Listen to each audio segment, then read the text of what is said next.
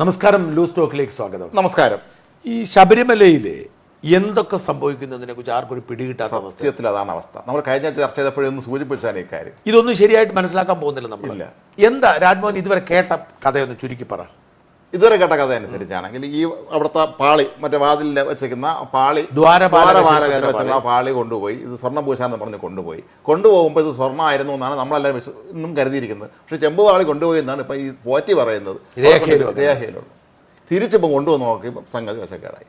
ഇത് എന്തൊരു അപകടകരമായ അവസ്ഥ. കാരണം ഈ മനുഷ്യൻ്റെ കൂട്ടത്തേക്ക് ആരാണ് അവരെ ചുമതലപ്പെടുത്തിയത്? ഇയാൾ അവിടുത്തെ ജീവനക്കാരാണ്. സർക്കാർ സ്ഥാപനത്തിൽ എന്തായാലും ഈ ദേവസ്വം ബോർഡ് എന്ന് പറയുന്നത് ഇയാൾ ഇടനിലക്കാരനെ സംഘടിപ്പിച്ചു, അല്ലെങ്കിൽ എന്തോന്നോ മറ്റേ സ്പോൺസർ കണ്ടെത്തി എന്നൊക്കെ പറഞ്ഞു. സർക്കാർ സ്ഥാപനമാണോ? അല്ല, അർത്ഥ സർക്കാർ എന്ന് പറയും. സർക്കാർ നിയന്ത്രണമുള്ള സ്ഥാപനം തന്നെയാണല്ലോ. അല്ല, ദേവസ്വം ബോർഡ് എന്ന് പറയുന്നത് ഒരു സ്വതന്ത്ര അധികാരം. സർക്കാരിന് ടെക്നിക്കലി ആയിരിക്കാം, സർക്കാരിന് ഒരു അധികാരവും ഇല്ല. പക്ഷേ പ്രാക്ടിക്കലി സർക്കാരിൻ്റെതാണ്. കാരണം ഈ ദേവസ്വം ബോർഡിന്റെ മെമ്പർ ആകണമെങ്കിൽ പോലും ഹിന്ദു വിശ്വാസിയാണെന്ന് ചെയ്യണം. ഒരു CPM കാരൻ അതിന് പറഞ്ഞിട്ട് കാര്യമില്ല.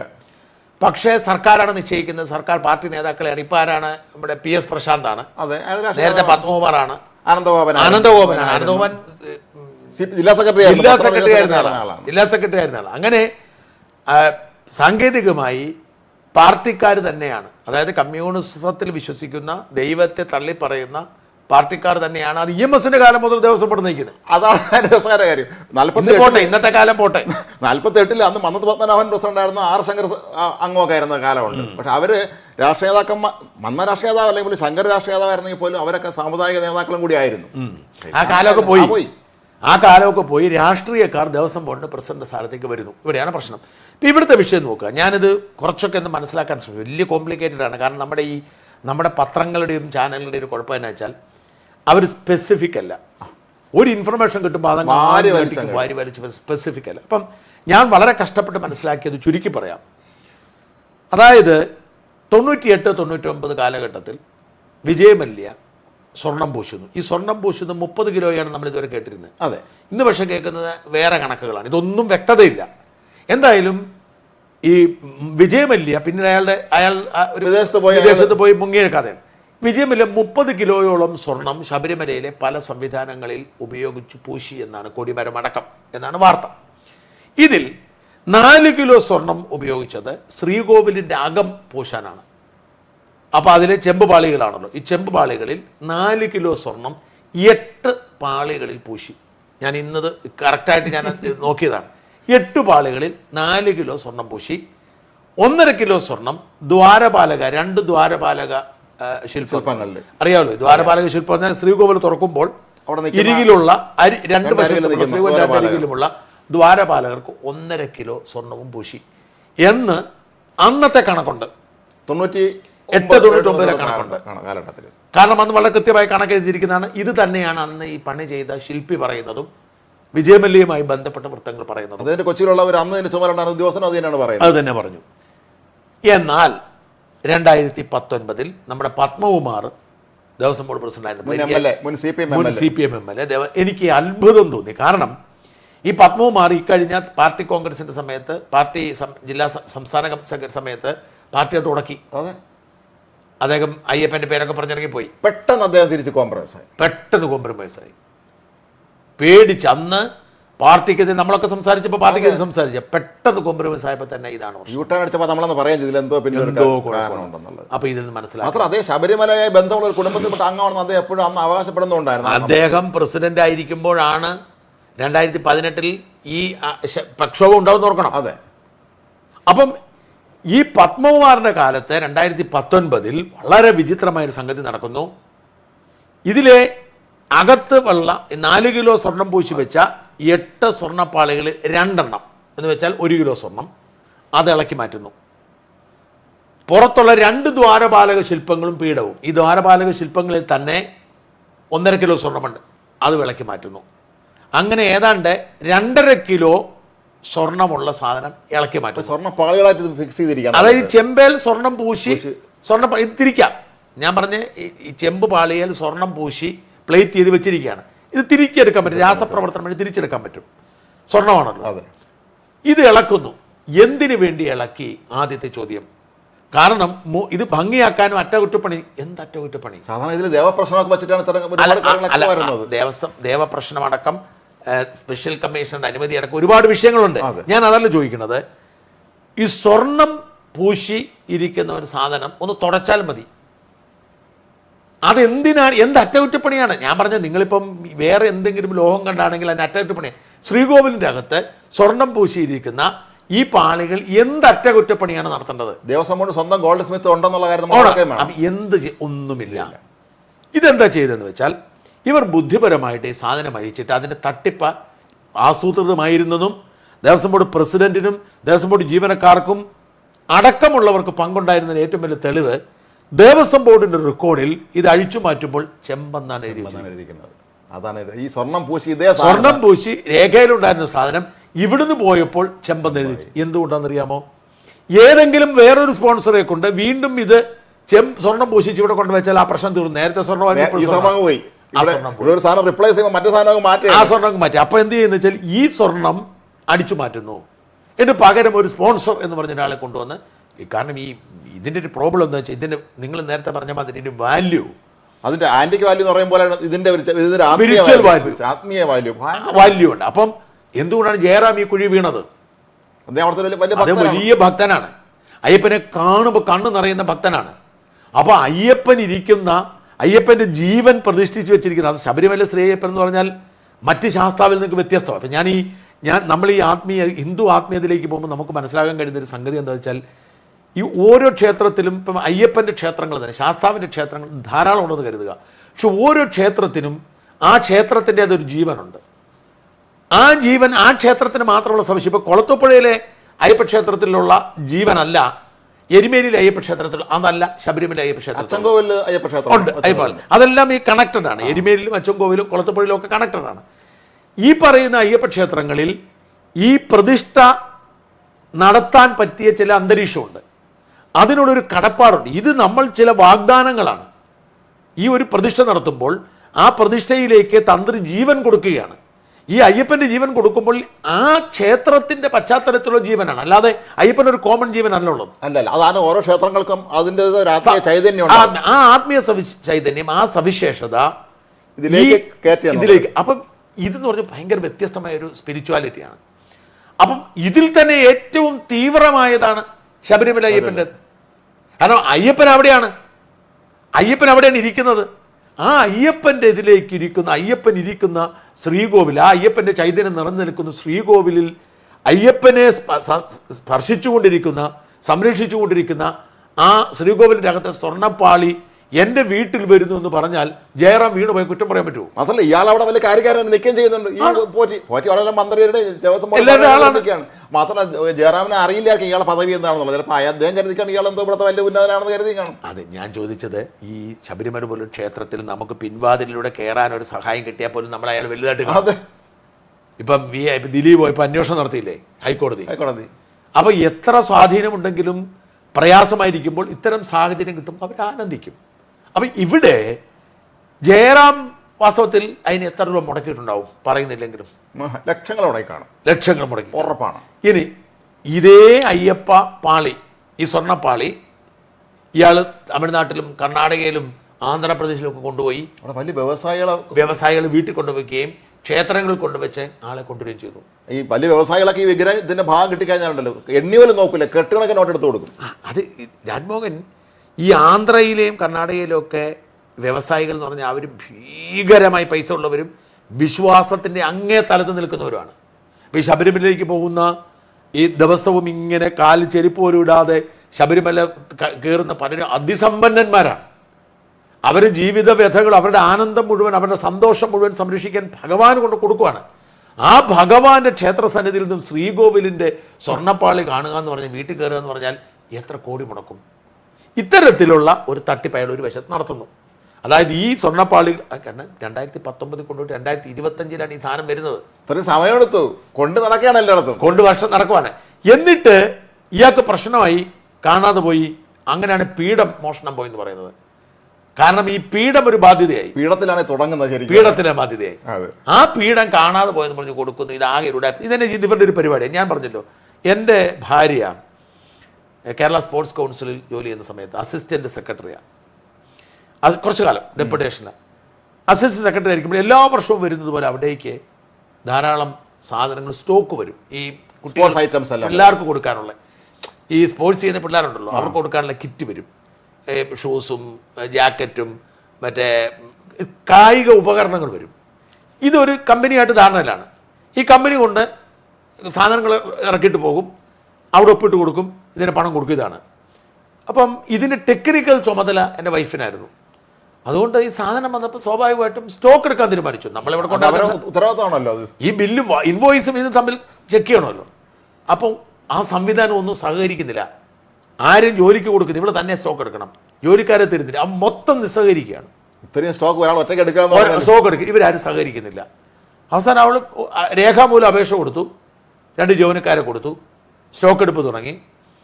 ആദ്യത്തെ ദിവസത്തെ സ്റ്റോക്ക് എടുപ്പ് പൂർത്തിയാക്കി എൻ്റെ സ്റ്റോക്ക് ക്ലോസ് ചെയ്തിട്ട് പോകുമല്ലോ. പിറ്റേ ദിവസം ഡ്യൂട്ടിക്ക് വന്നു. സ്റ്റോക്ക് എടുക്കാൻ വരുമ്പോൾ കാണുന്ന കാഴ്ച കള്ളൻ കയറി മോഷണം നടന്നു.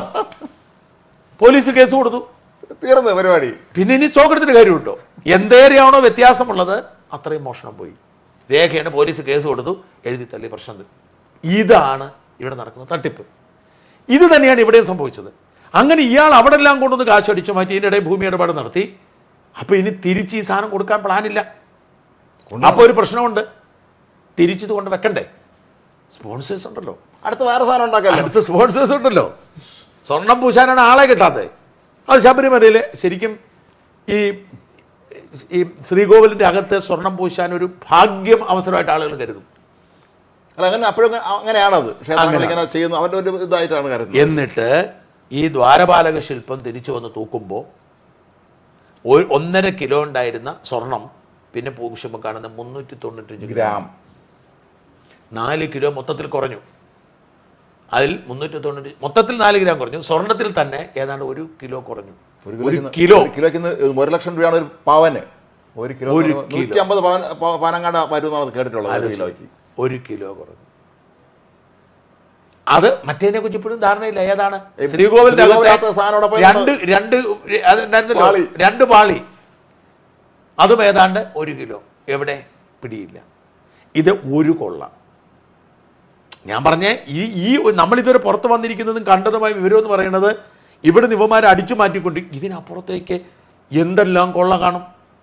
കാരണം ഈ പറയുന്ന ഭക്തന്മാർ കൊണ്ടുവന്ന്, സമ്പന്നരായ ഭക്തർ കൊണ്ടുവന്നിട്ട് നിക്ഷേപിച്ചിട്ട് പോകുന്ന നേർച്ചകൾ, രൂപങ്ങൾ, വലിയ അതിനകത്ത് ഈ എന്തെല്ലാം ഉണ്ടോ അതെല്ലാം ആ സാധനം ഇവിടെ പോയി. എൻ്റെ ഒരു സുഹൃത്തൊക്കെ പറഞ്ഞത്, ഈ കർണാടകത്തിലെ ആന്ധ്രയിലുള്ള ചില വലിയ വ്യവസായികൾ അവരെ മനസ്സുകൊണ്ട് അയ്യപ്പൻ്റെ ഒരു പാർട്ണറെ സങ്കല്പിക്കും. അതെ. അപ്പോൾ അതിൻ്റെ ഒരു വിഹിതം, അപ്പോൾ ഇവർക്ക് കിട്ടുന്ന ഒരു വിഹിതം കൊണ്ടൊന്നും ഇവിടെ നടക്കില്ല. ഈ ഇത്തരം മനുഷ്യരുണ്ട്. ഞാൻ പറയട്ടെ, മോഹനൻ എന്ന് പറഞ്ഞ CK മോഹനൻ എന്ന് പറഞ്ഞ ഒരു കോന്നിക്കാരൻ ഒരാളുണ്ട്. CK മോഹനൻ. അദ്ദേഹത്തിന് ദുബായിലും അബുദാബിയിലും ഒക്കെ ബിസിനസ്സാണ്. ഈ CK മോഹനൻ അധികം അറിയപ്പെടുന്ന ആളൊന്നുമല്ല. അദ്ദേഹം പാർട്ണറായി കരുതുന്നത് ദൈവത്തെ, ഭഗവാനെയാണ്, ശാസ്താവിനെയാണ്, ഭഗവാനെയാണ്, ദൈവത്തെയാണ് പാർട്ണറായി കാണുന്നത്. ആന്ധ്രയിലെ ആളുകൾ പാർട്ണറായി ദൈവത്തെ കണ്ടിട്ടുണ്ട്, ഇവിടെ കൊടുക്കുകയാണല്ലോ. പുള്ളി അങ്ങനല്ല.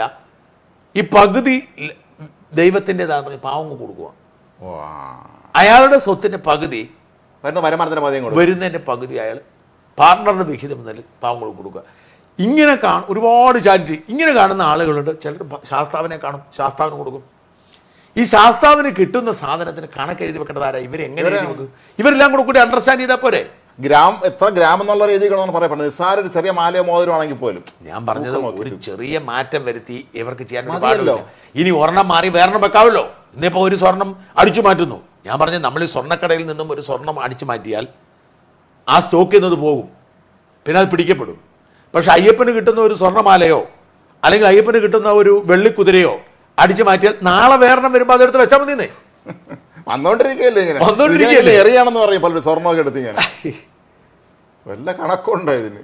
അപ്പോൾ ഇത്തരത്തിൽ ഇവന്മാർ ഇത് എന്തേരം അടിച്ചു മാറ്റിയിട്ടുണ്ട്. ഇവന്മാരെ ഇതിൻ്റെ ഒരു എന്താ പറയുക, ഇതിൻ്റെ വ്യാപ്തി എത്രമാത്രമായിരിക്കും ഈ കഴിഞ്ഞ കാലയളവിൽ ഈ ഭഗവാനെ വെച്ച്. ഇതുകൊണ്ടാണ് ഞാൻ മനസ്സിലാക്കുന്നത്, ഇതുകൊണ്ട് മാത്രമാണ് ഇവർ ഈ ക്ഷേത്രം വിശ്വാസികളിൽ വിട്ടുകൊടുക്കാത്തത്. ഇപ്പം പിണറായി വിജയൻ കഴിഞ്ഞ ദിവസം പ്രസംഗിച്ചപ്പോൾ പറഞ്ഞു, 600 കോടിയോളം രൂപ, 600-650 കോടിയോളം രൂപ ദേവസ്വം ബോർഡിന് സർക്കാർ വന്നതിന് ശേഷം കൊടുത്തു എന്ന് പറയുന്നുണ്ട്. സർക്കാർ കൊടുത്തു. എന്തിനും ഇത്ര കഷ്ടപ്പെട്ട് കൊടുക്കുന്നത്? ഇവിടെ ഇരിക്കല്ലേ ഇഷ്ടം പോലെ വരുമാനം, ഇങ്ങോട്ടൊന്നും ഇരിക്കല്ലേ. അല്ല, ഇതിന്റെ കാര്യം എന്താ വെച്ചാൽ ഇവരിത് കൊടുക്കേണ്ടി വരുന്ന KSRTC നന്നാക്കുന്ന എന്തിനാണ് ഞാൻ ചോദിക്കുന്നത്. സർക്കാരിന് ഇത്ര വലിയ നഷ്ടമാണെങ്കിൽ പിന്നെ എന്തിനാണ് സർക്കാർ ഈ കാശ് അങ്ങോട്ട് ഇത് നടപ്പിൽ അവർക്ക് വിട്ടുകൊടുത്താൽ പോരെ. ഇപ്പോൾ KSRTCയുടെ അവസ്ഥ ഇത് തന്നെയാണ്.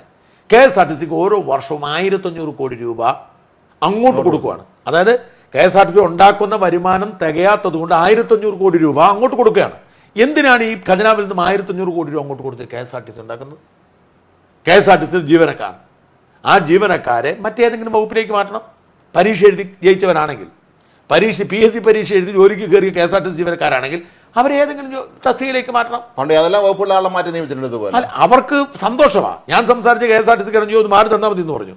അല്ല, ഇവരുടെ പെൻഷനൊക്കെ 15 കൊല്ലമായിട്ട് പെൻഷനും കൂട്ടി കുറച്ചു കാലം മുമ്പ് അങ്ങനെ ഇങ്ങനെ എന്തൊരു പ്രപ്പോസൽ വരെയും ചെയ്തിരുന്നു തോന്നുന്നു. അല്ല, അപ്പം എന്നിട്ട് KSRTCയിലെ വാഹനങ്ങൾ പഞ്ചായത്തുകൾക്ക് വീതിച്ചു കൊടുക്കുക.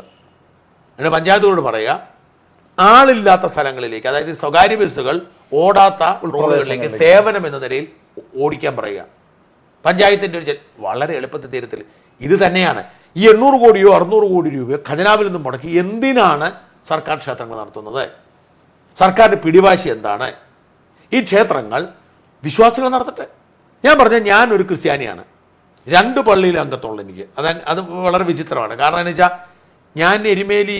ഞാൻ കാഞ്ഞിരപ്പള്ളി രൂപതയിലെ ഉമ്മിക്കിപ്പ എന്ന് പറയുന്ന എരുമേലിയിലെ ഫൊറോനയുടെ കീഴിലുള്ള ഉമ്മിക്കിപ്പ എന്ന് പറയുന്ന പള്ളിയിലെ ഇടഭാഗമാണ്.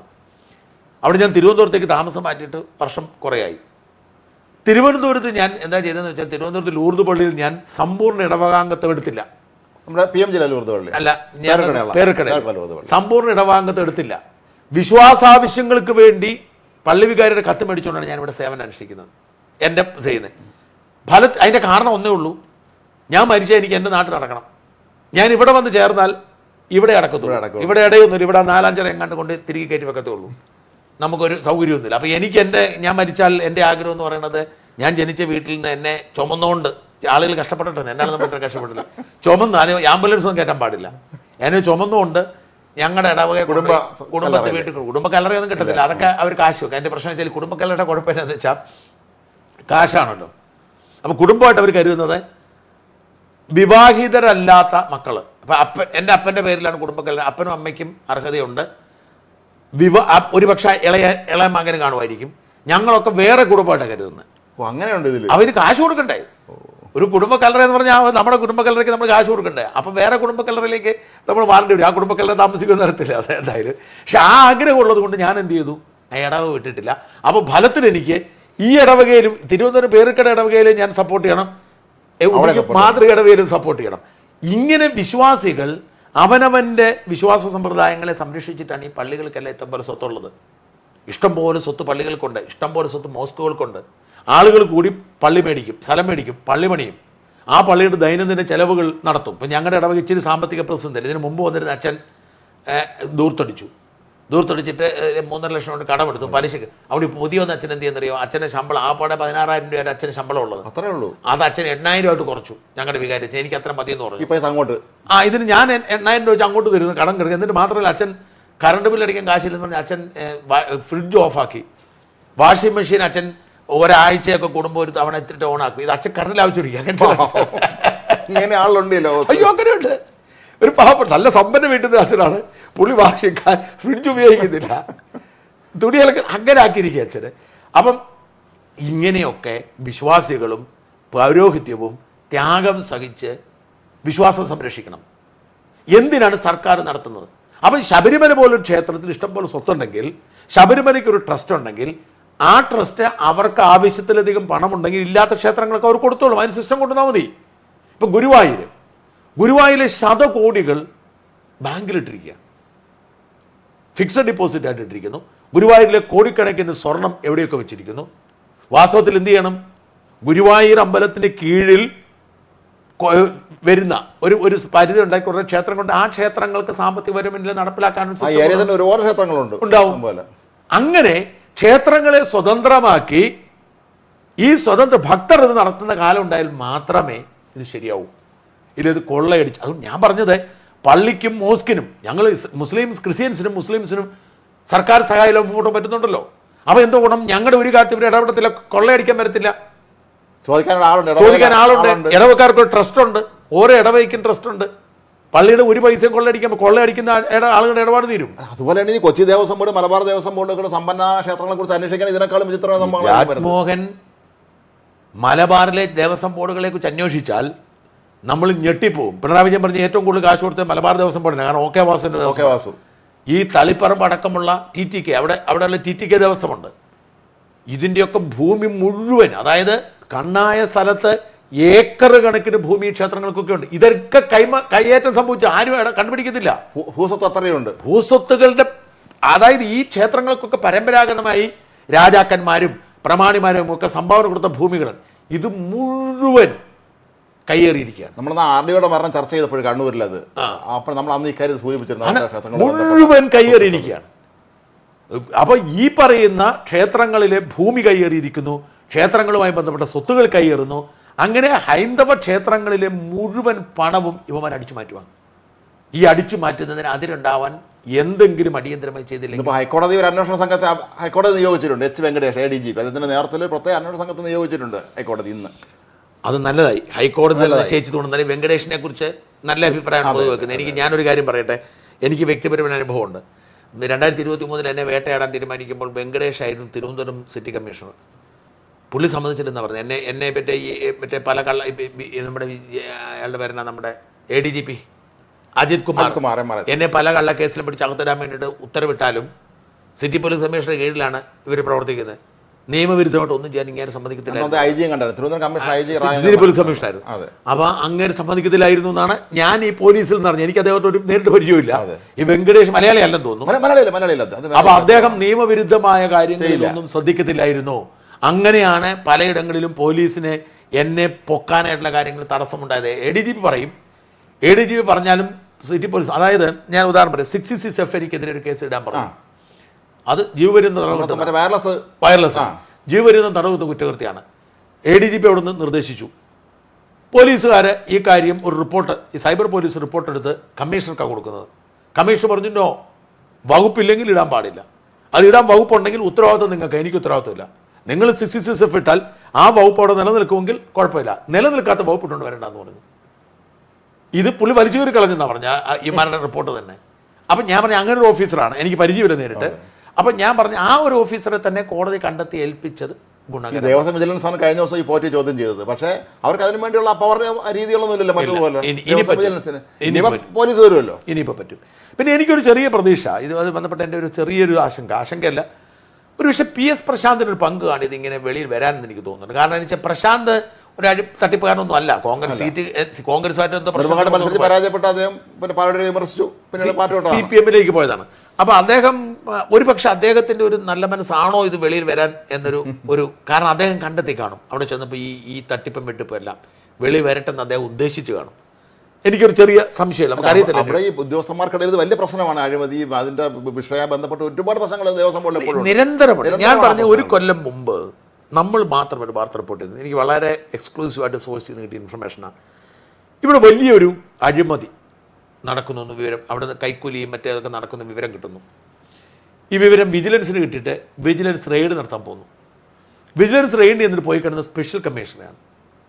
സ്പെഷ്യൽ കമ്മീഷൻ മനഃപൂർവ്വം ഒരു 2 മണിക്കൂർ ഈ വിജിലൻസ് സംഘത്തെ അവിടെ വൈകിപ്പിച്ചു. ഈ സമയത്ത് ഇവർ മറ്റതെല്ലാം പരിശോധന ഒന്നും കിട്ടിയില്ല എന്ന് പറയും. സ്പെഷ്യൽ കമ്മീഷണർ ജില്ലാ ജഡ്ജിയാന്ന് ഓർക്കണം. അപ്പോൾ സ്പെഷ്യൽ കമ്മീഷണറെ പോലും വിശ്വസിക്കാൻ കഴിയുന്ന സാഹചര്യം അവിടെ ഉണ്ട്. ആ സ്പെഷ്യൽ കമ്മീഷൻ ഇരുന്നപ്പോൾ 2 പോലീസുകാർ പ്രത്യേകം ചോദിച്ചു വാങ്ങി അവിടെ നിയോഗിച്ചെന്നും ഈ പോലീസുകാർ പല ഇടനിലയിൽ നിൽക്കുന്നുള്ള പരാതി ഉണ്ടായിരുന്നു. പിന്നീട് അവരെ നടപടിയെടുത്ത് മാറ്റി. ഇവിടെ എല്ലാം സംഭവിക്കുന്നത് ഇവർ ഇടനിലക്കാരാവും. ഈ VIP-കൾ ആര് വന്നാലും ഞാനാണ് ഇവിടുത്തെ കാര്യക്കാരനെന്ന് ഇവരെ ബോധ്യപ്പെടുത്തി ഇവരായിട്ടുള്ള ബന്ധം കൊണ്ട്. അങ്ങനെയാണ് ഇവർ പലരും അവിടെ ബന്ധങ്ങൾ സ്ഥാപിക്കുന്നത്. ഈ പിണറായി കൊണ്ട് പറഞ്ഞാൽ എൻ്റെ പേര് പറഞ്ഞാൽ അവതാരങ്ങൾ വരുമെന്ന്. ഈ ഇവിടെ മൊത്തം അവതാരങ്ങളാണ്. എല്ലാവർക്കും ഉണ്ട് അവതാരം. ഇപ്പം നമ്മുടെ ഈ VD സതീശന് ചുറ്റും കുറെ അവതാരങ്ങളുണ്ട്. അതിൽ അത്തരം ഒരു അവതാരമാണ് കഴിഞ്ഞ ദിവസം വീണ്ടും എനിക്കെതിരെ കേസ് കൊടുത്തിരിക്കുന്നത്. ഞാൻ ആ പേര് പറയാൻ ആഗ്രഹിക്കുന്നില്ല, നമുക്ക് കേസുള്ളത് കൊണ്ട്. ഒരു കേസ് രാജ്മോഹൻ ആലോചിച്ച് നോക്കി, ഒരു പരാതി കൊണ്ട് കൊടുക്കുന്നു. ആ പരാതി ഒരു തരത്തിലും നിലനിൽക്കുന്നതല്ല. ആ നിലനിൽക്കാത്ത പരാതിയുടെ പുറത്ത് എനിക്കെതിരെ FIR ഇടുന്നു. FIR ജാമ്യമില്ലാ വകുപ്പിൽ FIR ഇടുന്നു. FIR-ൽ ഞാൻ പോയി സെഷൻസ് കോടതിയിൽ നിന്ന് ജാമ്യം വാങ്ങുന്നു. അതേ വിഷയത്തിൽ മറ്റൊരു കോടതിയിൽ കൊണ്ടുപോയി ഒരു CMB ഇട്ടിട്ട് ആ CMB വഴി ഒരു 10-100 എന്താ പറഞ്ഞത്, ഇപ്പോൾ ഉൾപ്പെട്ടിരിക്കുന്ന വകുപ്പിൻ്റെ കുറേ അധികം വകുപ്പുകൾ ചേർത്തിട്ട് മറ്റൊരു കേസ് കൊടുക്കും. നിയമ സംവിധാനത്തെ വെല്ലുവിളിക്ക് മട്ടിമറിക്കുകയും ചെയ്യുകയാണ് ചെയ്തത്. ഇത്തരം അവതാരങ്ങളെ ആര് കൊണ്ടു നടന്നാലും അവർക്ക് ദോഷം ചെയ്യും. ഞാൻ പേര് പറയുന്നില്ല. അല്ല, ഇത്രയും ആത്മീയ കേന്ദ്രങ്ങളുമായി ബന്ധപ്പെട്ട് എല്ലായിടത്തും അവതാരങ്ങളുണ്ട്, നമുക്കതറിയാം. വേറൊരാളുണ്ടായിരുന്നല്ലോ, ഒരു കൊല്ലത്തുനിന്നും കണ്ട ശബരിമല സ്വാമി, സുനിൽ സ്വാമി, അദ്ദേഹം അവിടെ നിൽക്കുന്ന കാണായിരുന്നു, സ്ഥിരം അവിടെ ആയിരുന്നു. ഒരു ഈ VVIP വരുമ്പോഴെല്ലാം ഇവരവിടെ കാണും. നമ്മൾ ശ്രദ്ധിക്കേണ്ട കാര്യം, രാഷ്ട്രപതി ഈ മാസം അവസാനം എത്തുന്നുണ്ടെന്ന് കേട്ടോ ശബരിമലയിൽ. ഇവരാരെങ്കിലും ആ പരിസരത്ത് കാണുമെന്ന് നമുക്ക് കാണാം. അവരാരും വരും. രണ്ട് പ്രശ്നമുണ്ട്. ഒന്ന്, ഈ അടുപ്പിക്കത്തില്ല സുരക്ഷാ കാരണങ്ങൾ. ഈ സംഭവം നടന്നിട്ടില്ലായിരുന്നെങ്കിലേ ഇവരെല്ലാം അവിടെ മണത്ത് വന്നേ ഉറപ്പാണ്. രാഷ്ട്രപതി അടുത്തുനിന്ന് ഫോട്ടോയും എടുത്തേനെ. അല്ല, പക്ഷേ നടക്കത്തില്ല. അതെന്നാ വെച്ചാൽ രാഷ്ട്രപതിക്ക് പ്രോട്ടോക്കോളുണ്ട്.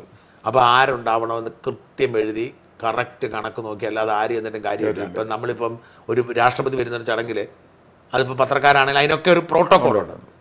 ഞാൻ രാഷ്ട്രപതി ഭവനിൽ പോയതല്ലേ ഒരു ഔദ്യോഗിക ചടങ്ങിന്. അപ്പോൾ എൻ്റെ മുഴുവൻ പ്രതീക്ഷയും ഒരു ഫോട്ടോ എടുക്കാന്നുള്ളായിരുന്നു. നമ്മുടെ ഫോണെ പിടിച്ച് മേളിൽ വെക്കത്തില്ലേ? ഞാനും പോയിട്ടുണ്ട്. ഫോണൊന്നും കൊണ്ടുപോകത്തില്ല. ഞാൻ രാഷ്ട്രപതി പങ്കെടുക്കുന്ന ചടങ്ങിലെ അതിഥിയായിട്ട് പോയതാണ്. അതിഥി എന്ന് പറഞ്ഞാൽ കാഴ്ചക്കാരനായിട്ട് പോയതാണ്. എൻ്റെ വൈഫിന് അവാർഡ് കിട്ടിയപ്പോൾ. പക്ഷെ നമുക്കൊന്നും ചെയ്യാൻ പറ്റത്തില്ല. അവർ ഫോട്ടോ എടുത്ത് തരുന്നത് മേടിക്കുക എന്നുള്ളതല്ലാതെ പറ്റത്തില്ല. അത്ര സുരക്ഷയായതുകൊണ്ട് അതിനകത്ത് കാര്യമില്ല.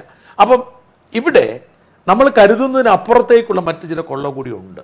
ഉദാഹരണത്തിന് പലരും പറഞ്ഞതാണ്, ഞാൻ ശബരിമല 25 വർഷം ഡ്യൂട്ടി ചെയ്ത ഒരു ഓഫീസർ എന്നെ വിളിച്ചു. അയാൾ പറഞ്ഞു, പോലീസ് ഓഫീസറാണോ അതോ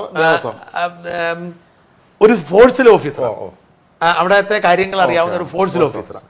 അപ്പം അദ്ദേഹം എന്നോട് പറഞ്ഞു, ഇതൊന്നുമല്ലാത്ത ചില തട്ടിപ്പുകൾ നടക്കുന്നുണ്ട്. അതാണ് ഞാൻ ഒരിക്കലും നമ്മുടെ രമേശിനോട് പറഞ്ഞ് നമ്മൾ വാർത്തയാക്കിയത്. എന്താണെന്ന് വെച്ചാൽ, ഈ ശബരിമലയിലെ സ്വർണം പൂശുന്ന പല സാധനങ്ങളും കാട്ടിൻ്റെ അകത്താണ്. ഇടിമിന്നലേക്കുമ്പോൾ ഈ ഇടിമിന്നലിലൂടെ ഇത് നമ്മുടെ ഒരു രൂപമാറ്റം ഉണ്ടാവും. സ്വർണത്തിലേക്ക് ഇടിമിന്നലേറ്റിട്ട് ഈ കാലപ്പഴക്കം കൊണ്ട് ഇത് ഇറിഡിയമായി മാറും. ഈ ഇറിഡിയത്തിന്റെ വില എന്ന് പറഞ്ഞാൽ കോടികളാണ്. ഈ ഇറിഡിയം തരാതെ തട്ടിപ്പടത്ത് ഇപ്പൊ നമ്മളുണ്ട്. റൈസ് പുള്ളർ എന്നൊക്കെ പറഞ്ഞാൽ അതൊക്കെ ഇതിന്റെ ഭാഗമാണ്. ഇറിഡിയം തരാന്ന് പറയും. അപ്പൊ ഇത്തരത്തിൽ ഇതായി മാറുകയും ഇത് അപ്പൊ എന്ത് ചെയ്യും? അറ്റകുറ്റപ്പണിക്ക് മാറും, പൊളിക്കും, എന്നിട്ട് വേറെ ഫിറ്റ് ചെയ്യും. മറ്റേ സാധനം ആരും അന്വേഷിക്കുന്നില്ല.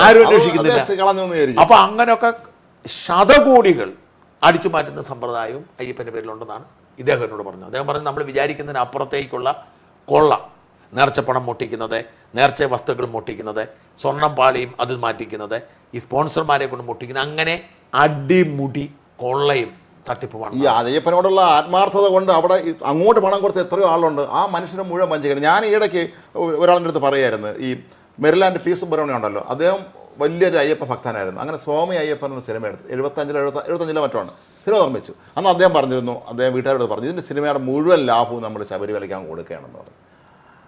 പടം സൂപ്പർ ഹിറ്റ്. അന്നത്തെ കാലത്ത് 30-40 ലക്ഷം എന്ന് പറഞ്ഞാൽ എനിക്കറിയാം. ഒരു പക്ഷേ വലിയ തുക, എത്രയോ ലക്ഷങ്ങൾ.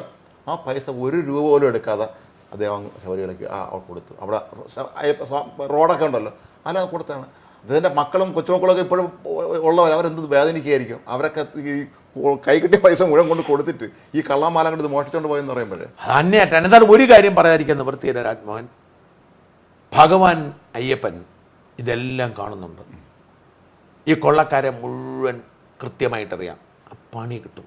വെറുതെ പറയുന്നതല്ല. ഞാൻ അയ്യപ്പൻ്റെ അയൽപക്കക്കാരനാണ്. 30 കിലോമീറ്റർ മാത്രമാണ്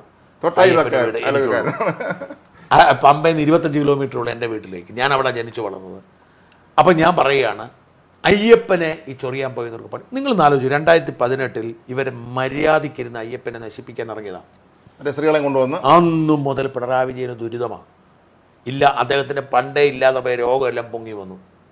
അദ്ദേഹത്തിന് എല്ലാ കേസുകളും സജീവമായി. മകളും മകനും എല്ലാം വിവാദത്തിലായി. അടിമുടി നാണക്കേടും പ്രശ്നങ്ങളും വിഷയങ്ങളും. അധികാരമുണ്ട്, പണമുണ്ട്, സമാധാനത്തിൽ ഉറങ്ങാൻ പറ്റാത്ത സാഹചര്യം ഉണ്ടായി. ഇപ്പം രോഗം വഷളായിരിക്കുന്നു. ദുരന്തം, പ്രകൃതി ദുരന്തങ്ങൾ, നിപ്പ, കോവിഡ്, വെള്ളപ്പൊക്കം, ഈ നാട്ടിലുണ്ടാവാത്തായിട്ട് ഒന്നുമില്ല. ഈ നാശം മുഴുവൻ വന്നിട്ട് ഇത് പരിഹാരം ഉണ്ടാക്കാൻ വേണ്ടിയിട്ടാണ് അദ്ദേഹം അവിടെ പോയി അയ്യപ്പ സംഘം. അത് അയ്യപ്പനെ അടുത്ത പറ്റീരായി. അത് കൗണ്ടർ അടിച്ചു. അത് അയ്യപ്പനെ ഈ വൃത്തികേടെല്ലാം കാണിച്ചിട്ട് അയ്യപ്പനിട്ട് പണി കൊടുക്കാണ്ട് അയ്യപ്പനെ പറ്റിക്കാൻ വേണ്ടിയിട്ട് അവിടെ കൊണ്ടുവന്ന് ഈ പരിപാടി നടത്തിയപ്പോഴാണ് ഇതെല്ലാം വെളി വരുന്നത്. ഇതുവരെ വെളി വരാൻ സാധനം വെളി വന്നില്ലേ? ഇത് പിണറായിയും കൊണ്ട് പോകും, ഒരു സംശയവും വേണ്ട. ഇനി വരാൻ പോകുന്ന തെരഞ്ഞെടുപ്പ് ആകുമ്പോഴത്തേക്കും, കാരണം അപ്പോഴത്തേക്ക് ഇപ്പോൾ അന്വേഷണ കമ്മീഷനെ വെച്ചു, വെങ്കടേഷൻ റിപ്പോർട്ടുണ്ട്, ജസ്റ്റിസ് കെ.ടി. ശങ്കരൻ്റെ കമ്മീഷനുണ്ട്. ഉണ്ട്.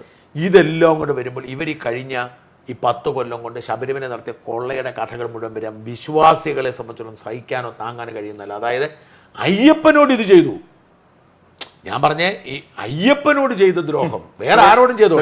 മനുഷ്യരെത്തുന്ന ഒരു സ്ഥലത്ത് എവിടെ നിന്നെല്ലാം അയ്യപ്പനോട് ഈ ചെയ്ത ദ്രോഹം ചെയ്തു എന്ന് പറഞ്ഞ് ഈ സാധനത്തിന്റെ ഫുൾ കണക്കുകളും പുറത്തേക്ക് വരുവാണ്. ഇനി വരാൻ പോകുന്ന ദിനങ്ങൾ ഈ അയ്യപ്പനോട് ഉപദ്രവിച്ചതിന് കൃത്യമായ പണി പിണറായി വിജയന് കിട്ടാൻ പോകുന്ന ഓരോന്നിനും കണക്ക് പറയേണ്ട ഒരു വല്ലാത്ത സാഹചര്യത്തിലേക്കാണ്. കഴിഞ്ഞ ദിവസം ഒരാൾ എൻ്റെ അടുത്ത് പറയായിരുന്നു, ഈ ദേവസ്വം ബോർഡ് ഭാരവാഹികളായി മാറിയ പല രാഷ്ട്രീയ നേതാക്കന്മാർ പിന്നീട് അവരെ രാഷ്ട്രീയ ഭാവി ശൂന്യമായി എന്നാണ്. കാര്യം ഇതൊക്കെ തന്നെയായിരിക്കും. ഇതാ കൊള്ളയാണ്.